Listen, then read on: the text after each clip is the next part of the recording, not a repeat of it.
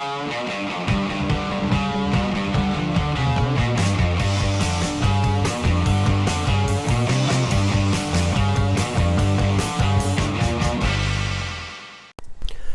video we start with a hydration chart.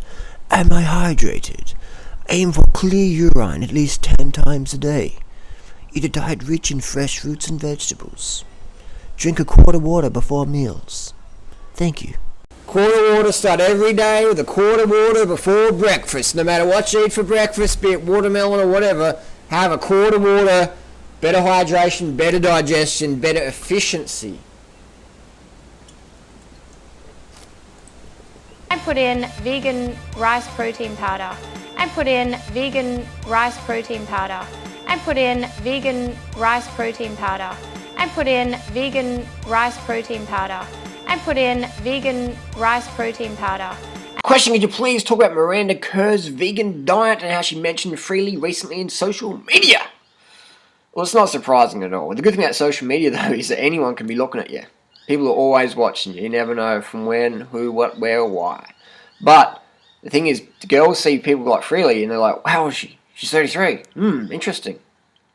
When you're like 18 or 19 or 21, it's easy to be slim and fucking, be toned and all that. Because you're still young. You're just fresh out of high school. But once you go through like freshman 25 or whatever and get into work, start doing that, then that's when you're in your 30s. And then that's a lot harder to maintain a physique just because of all society's temptation and the status quo opinion. So when models see people like Freelee, they're like, boom, what are they doing? What are they doing? They're still looking good. They're looking better at 33 than they did when they were 21. Whoa, what's going on there? But none of these girls are doing the paleo primal diet. They don't want to get fucking chunky. If you're on the catwalk, man, you can't afford any paleo prior Sally Fallon weight gain powder. You can't, man. You got to be all fucking sucked up and shit, you know what I mean? You gotta be lean. Fucking lean. Now, the good thing is, in the modelling industry, people are getting more into health, which is cool. I mean, it's both. More into drugs, more into health, but the gap's getting bigger in modelling. So now when you're doing your H&M, your hair and makeup, you can be like, you see what this person's doing, so this person, and the gap's bigger now, you can sort of see which side you want to be on. Strung out, wide out, fucking big black fucking circles under your eyes. Or do you want to be like having a bit of glow, energy, without drugs, don't have to worry about gaining weight, be fucking skinny and thin long term, healthier, smell better, feel better? This is the way to go. This is the way to go. Oh, it's like praline vanilla cream, sugar. I so love this lifestyle. I can eat all the sugar I want, stay fucking lean. Look at that leanness. Leanness.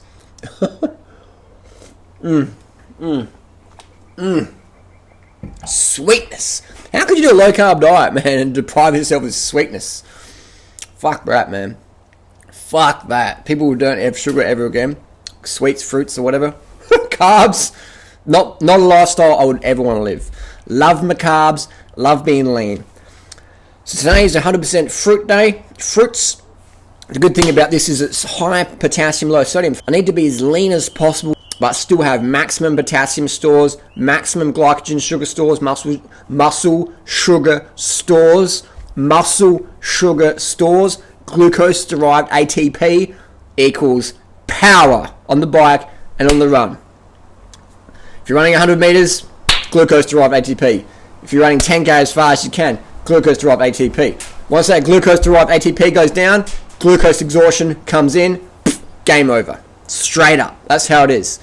So today is about carbon up in the leanest foods, high potassium, low sodium, low protein, low fat, so your blood's really thin, it's moving around really well, and that's what we do. That's why fruit's the best.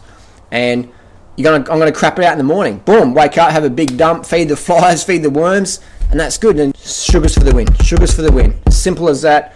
Every kilo you have extra as a runner is about 30 seconds for 10k. So that's why this fruit thing works, because you want to be as light as possible. Light as possible. But you don't want to be starved. You want to have the energy in your system. You want to have your muscles pumped full, nice, juicy, potassium-rich blood in there, lymph, plasma, potassium-rich. You want it in there. You want your muscle glycogens in there, all your muscle sugars. So you want that, but be stripped the fuck down. Light as, but carbed up, potassiumed up, hydrated up. That's what you want.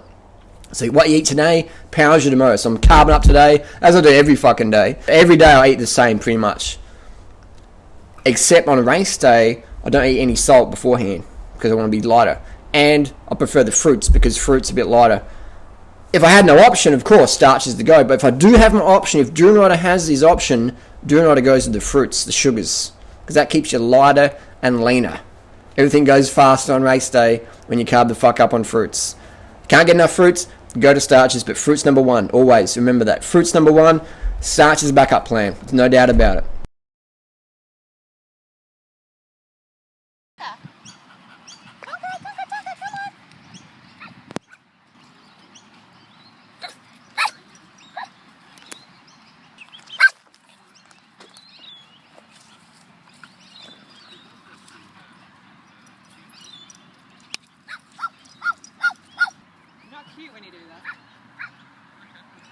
So here we have about $100 worth of local Australian bananas, about $100 US, and that's bulk buying price. The bananas are in Australia pretty bland. It's pretty hard to get a good banana in Australia. They look good, but these are sort of organic. It's hit and miss, you know. Like these ones now, the flavour's pretty bland compared to a Thai or US purchased banana. But you do what you can do. You do what you can do.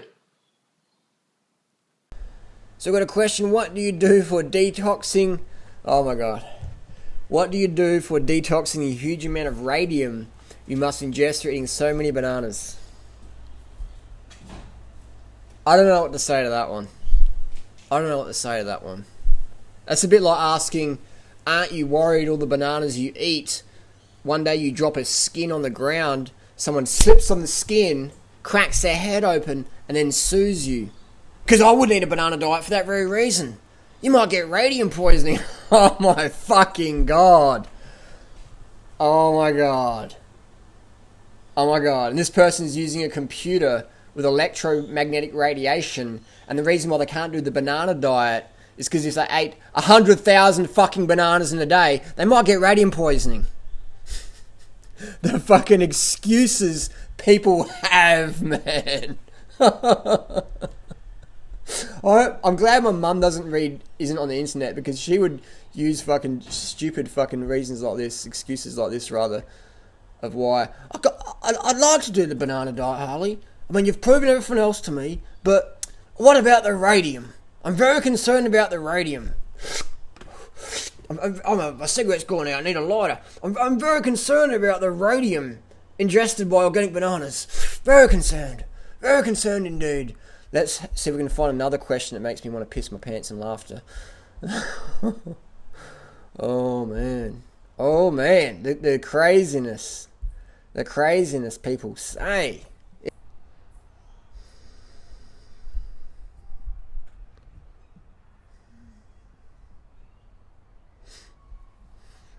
Here's a question. I recently watched this video from DTM. 7 minutes in the video, he clearly says fat does not make you fat. Toxins make you fat. This video gives a fat-burning juice recipe and, of course, promotes his new weight loss DVD. He also says he promotes 1 meal a day, mainly fat. Can you please do a response video to this? It goes off. Why is DTM going off the rails? Blah, blah, blah, blah. So the question is, what's my opinion on DTM? And I don't hate DTM. Actually, I was the one who came up with the fucking name DTM. I said to Dan, did you call yourself DTM? DTM, what does that mean? Dan the man. DTM. Oh yeah, because it's nice and short, easy to remember. So I'm the one who came up with the name DTM. So I don't hate Dan at all. We have disagreements nutritionally, but that's all it is. That's fine. You don't have to agree with everything everyone fucking says. No one agrees with me 100% of the time, and I don't agree with anyone else 100% of the time. It's fine. Dan says fat doesn't make you fat, because otherwise he would be fat. Well, it's sort of true, but he eats fucking like that much food a day, apparently. I'd love to see what Dan eats every day, for him just to keep doing videos like that. It wouldn't add up mathematically. So he says he eats 2 avocados a day and a bit of olive oil on some greens, and that's it. And that's it, he says in that video. I haven't watched the Dan video for a long time because I find he just talks a lot, doesn't really say much, and they seem to be more salesy these days, like buy this, buy that, point down below, minerals, supplements, whey powder, enzymes, probiotics, whatever. Just sell. And that's fine, everyone's got to make a buck, but I don't watch them anymore because it's just too salesy for me. It's lost the essence of what he used to teach. But that's fine. That's just my comments and criticisms, not hating, just saying. Going back to the fat thing, of course fat's not going to make you fat if all you eat all day is 2 avocados, a drizzle of oil on the salad, and maybe a fucking glass of OJ. It's not going to make you fat, because you're getting maybe 600 calories, man. But when someone says they're eating 600 calories a day, I call bullshit on that. Simple as that. So that's my comments there. Fat doesn't make you fat. That's correct. If you eat 600 calories a day like Dan claims to do. 1 meal a day he promotes, he says in the video. What else can I mention on that one? Says that people get fat because of toxins. That's partly true. I agree with Dan there, because you could take certain medications that are very toxic and make you still a lot of water retention. Definitely, I agree with that on that point there. But I disagree with the fat not making you fat. Every gram of fat you store gets stored as fat. But if you're only eating 600 calories a day or whatever, then you're storing that fat, but you're burning it very quickly because you're fucking in such a calorie deficit. So yeah, you could eat a 100% fat diet of 600 calories a day and it wouldn't make you fat. Will it fuck up your health? Definitely. Will it clog your arteries? Definitely. For sure. You know? Just because someone's lean doesn't mean the arteries are clean. I've had four friends die from heart disease under age 35. So that's always a misconception, is, you know, you can just eat all the fat you want and as long as you stay lean, your arteries are healthy. But olive oil is one of the most toxic things on the planet in the health world. Olive oil is so toxic, it activates clotting factor 7 as much as butter. All the long-term studies on olive oil says it creates heart disease, promotes heart disease. So if you want to have clean arteries, don't add oil to your diet. You know, maybe you could have a little bottle a year, but don't add it as a regular thing to your diet. Have it more of a social thing. If it's a bit of olive oil in the salad or whatever. But I personally would never add oil to my food because I know how dangerous it is. And I don't want to have that brain fog where I talk for half an hour, but I don't really say anything. I want to be on point, boom, boom, boom, boom, boom, clarity, objective advice, transparent 1000%, have a huge audience of people who can do what I fucking do, no matter where in the world they are, versus just seeing me on the pedestal go, Durianrider's just like, lives on 1 meal a day, and he's just like a being of aura. That's just all bullshit, man. I talk real world advice. This is real world shit. You can go extreme if you want. You can watch some Durianrider videos where I'm eating tropical fruits in the jungles or whatever. You can go live that lifestyle you want. You can go and travel the world on your bicycle and eat as much fruit as you want, or smash in the rice or whatever. You can have a family, you can have a business, you can do whatever the fuck you want to do and still follow my advice with what resonates with you in your life situation currently now. You don't have to wait for anything to happen before you start this lifestyle that we teach. You can do it fucking right now, can't you? No excuses. You can do everything we teach right now. Doesn't matter where in the world you live. You can be watching this in Antarctica on a research vessel. You can get all the foods we teach pretty much on that fucking vessel. You can get rice, get a little bit of fruits, dried fruits, water, basic condiments. You can get all that stuff. You live in Canterbury, Thailand, you can get all the fruits you want. So you can do whatever you want, and you don't have to buy all that bullshit. Supplements and enzymes and DVD for this, DVD for that, whatever, you know. And that's fine. That's just my comments and criticisms. People ask for it. I like to be honest. I'm not a fake person. You meet me on the street, you ask me an opinion, I'm going to give it to you. You ask me on YouTube, I'm going to give it to you. Simple as that. Next question. Want to eat during an Ironman? First of all, I'd like to thank you and Freelee. The lifestyle change we've been through, it's really great to be vegan, especially raw. But when I don't want to eat raw, there are so many backup plans. What I didn't thought about.